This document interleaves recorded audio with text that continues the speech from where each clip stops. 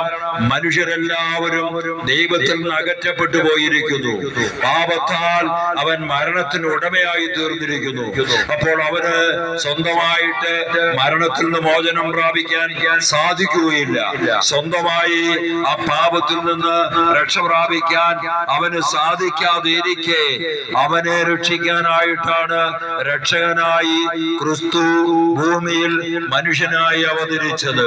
അവിടുന്ന് ഇപ്രകാരം പറഞ്ഞു: പഴയ നിയമ ചരിത്രത്തിലെ പ്രവാചകന്മാരുടെ പൂർത്തീകരണമായ ക്രിസ്തു അവൻ വന്ന് പുതിയ പ്രമാണം നൽകി.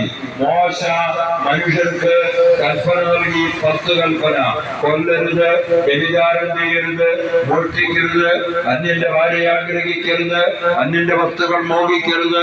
അങ്ങനെയുള്ള 10 പ്രമാണം. ഒന്ന് നിന്റെ ദൈവമായ, അത് 2ആയി സംഗ്രഹിച്ച്, ഒന്ന് നീ നിന്റെ ദൈവമായ കർത്താവിനെ പൂർണ്ണ ഹൃദയത്തോടും പൂർണ്ണാത്മാവോടും സർവശക്തിയോടും കൂടി സ്നേഹിക്കണമെന്ന 1ാമത്തെ പ്രമാണം, 1ാമത്തെ കൽപ്പന. 2, നിന്നെ പോലെ നിന്റെ അയൽക്കാരനെ സ്നേഹിക്കണമെന്നുള്ള 2ാമത്തെ കൽപ്പന.